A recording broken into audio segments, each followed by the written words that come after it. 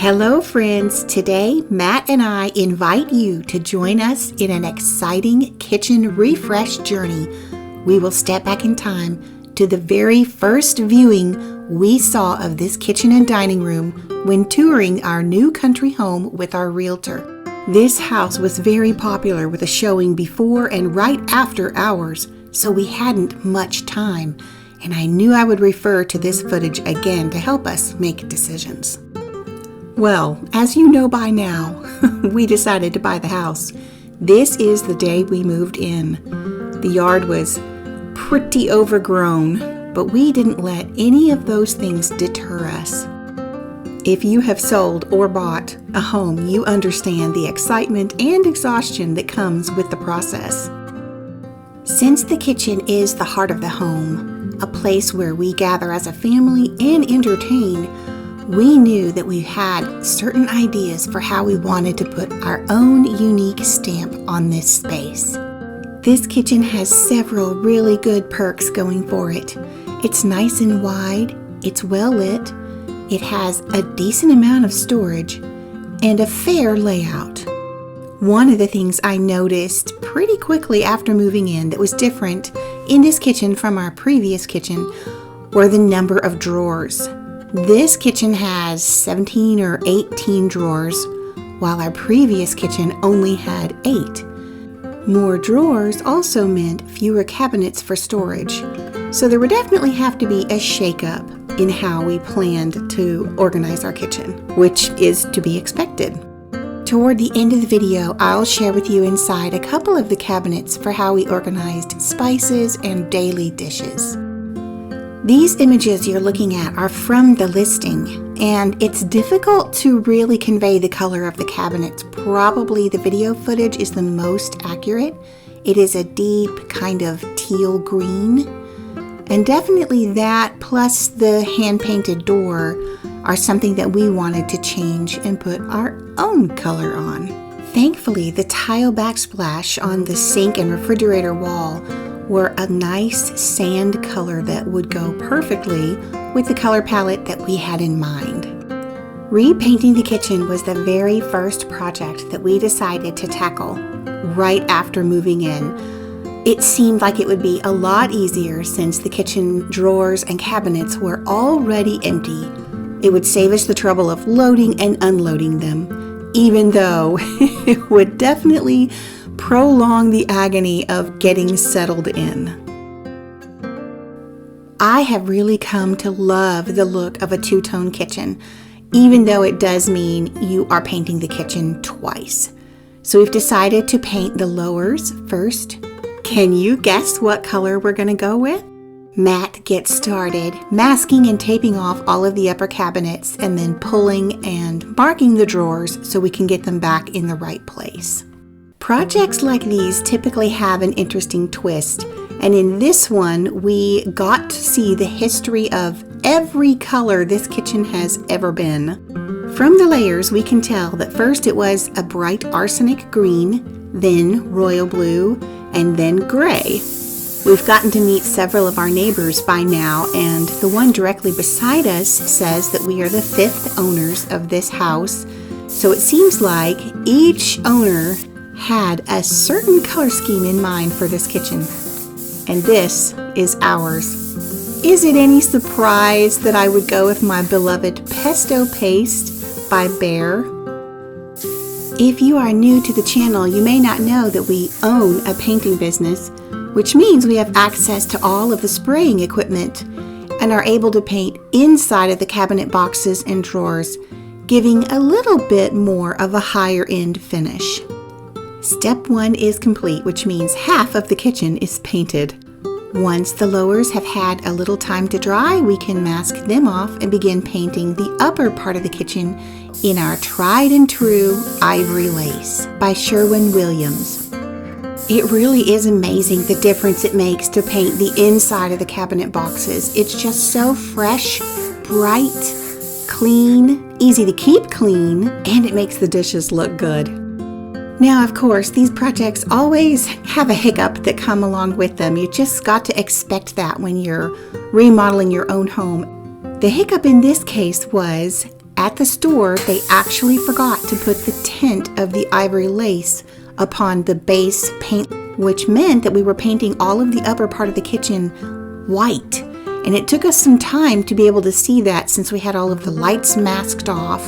But it meant we actually had to paint the kitchen 3 times. A great way to look at this, though, is to know that we have really good coverage. And in the scheme of life, we both had actually forgotten about this blooper until we were watching this footage again. So after round 3, when the kitchen was finally ivory lace and not white, we were able to start unmasking. Okay, Rachie Bear, here's your new kitchen.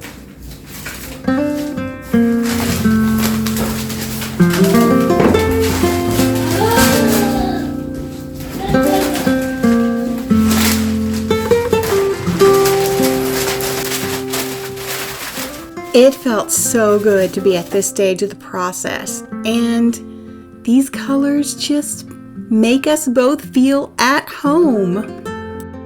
While Matt finished uncovering the kitchen, I got busy changing the color of the hardware. We reused everything that was already in the existing kitchen, and I went for a metallic, brass-looking Rust-Oleum spray paint. This was a much more budget-friendly option than purchasing this many cup pulls handmade from Etsy like we had in our previous kitchen.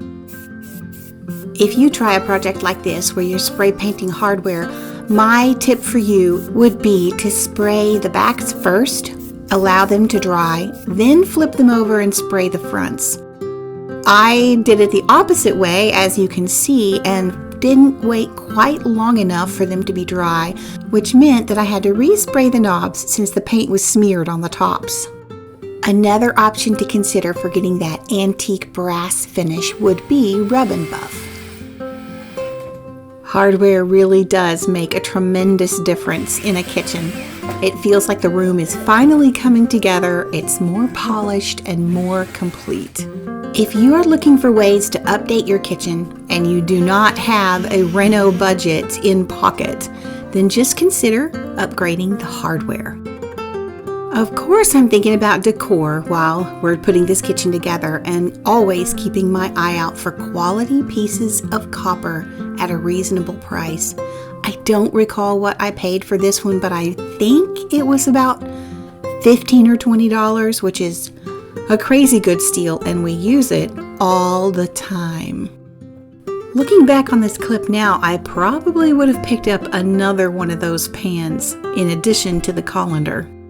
I've collected and enjoyed using copper for several years now and love polishing it up all bright and shiny with Barkeeper's Friend. This second piece of copper here is a saucepan that I picked up for probably $5 or $6. It is gorgeous and a great size, but it does need to be re-tinned before it can be used. So for now, it's just decor. Late one night, as we were putting the final touches on the freshly painted kitchen, Matt said, "We need a plate wall. That would feel really homey."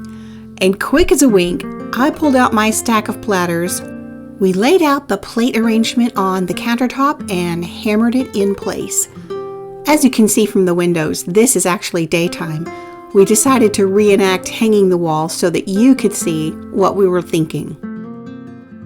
My goal here was to go for some kind of symmetry.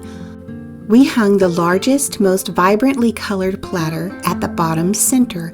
We chose to go with 3 rows because not only does that look good in the eye as far as design is concerned, but also because I really did want to pack this wall full of as many platters as it could hold. You may find when displaying your collections that if you group them tightly together in one space, the impact is much greater than if you have them scattered about, even if they're in the same room. I knew from the first time we saw this kitchen that a display of platters would go on this wall and would be the focal point in the entire kitchen. This meant that all of the other decor and color and design choices would need to support as background pieces to the focal point. This meant that all other design choices for decor and color would need to act as supporting parts to the focal point. This trio of platters is an echo to the main platter wall and helps to carry our touches of soft blue around the kitchen. My one big splurge for the kitchen at this point has arrived, and Matt finally had an evening open to install it. I truly enjoyed the pendant from our last kitchen so very much that I went back to the same company on Etsy and ordered another one. These lovely vintage pendants are milk glass from the 1920s, so over 100 years old. Now, the piece that connects to the ceiling, the wiring, and the fitting on the shade itself are new, but they look old. They are antique brass and look appropriate to the style of the pendant. Similar to the hardware that you choose for your kitchen, lighting will also help to more clearly depict the style that you're trying to create. This pendant was the final touch for this phase of the kitchen refresh. Let's take a quick look at how the kitchen looked like before and then how it looks with the changes that Matt and I have made.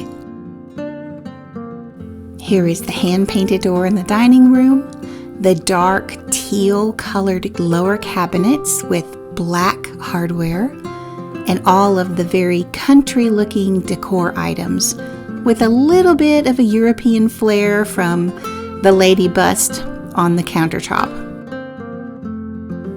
And the way the kitchen looked the day that we moved in.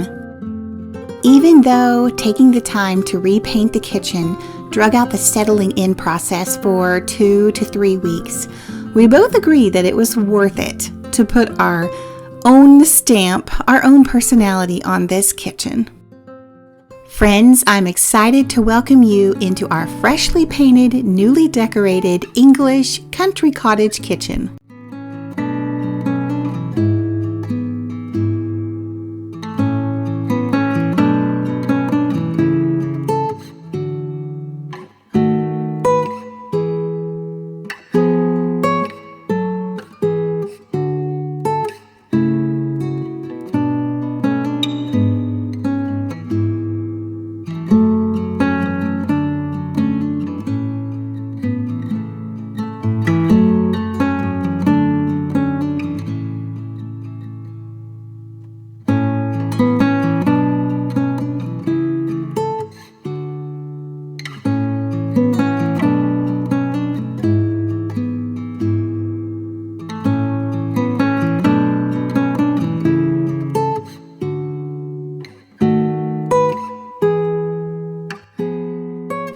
Just as I had hoped, the main blue platter wall has become the feature of the kitchen. It has presence and really helps to set the style as well as the color palette.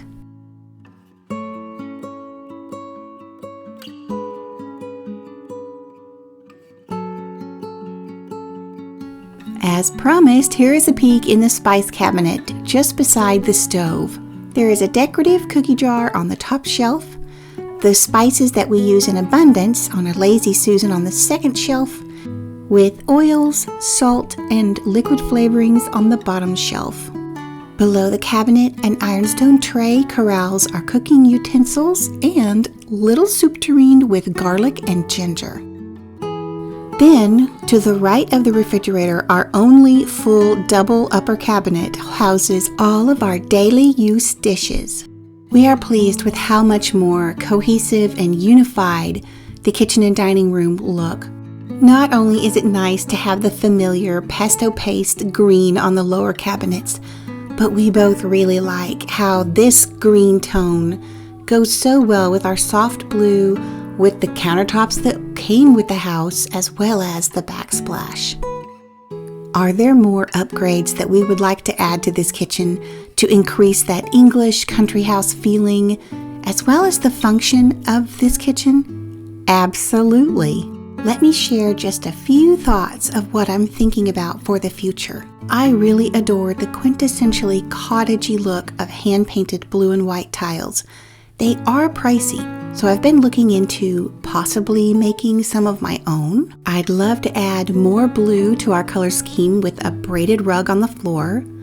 We both would like to replace the back door so that it no longer has a doggy door in it.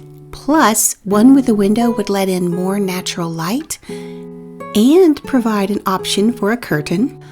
We both loved the look of mixed countertops in our previous kitchen remodel, so we would like to replicate that here with butcher block and quartz once again. Of all the elements in our previous kitchen that I miss, probably the one I miss the most is the pretty bright white sink and gorgeous unlacquered brass faucet. So in time, we will be making some of these changes. They're not in the budget right now, and that's totally okay. This is not HGTV, which gives us the freedom to take our time, make our choices wisely, and to stay out of debt. I hope you find this perspective encouraging and inspiring. You don't have to do your projects right away and get them done super quick. There's no pressure.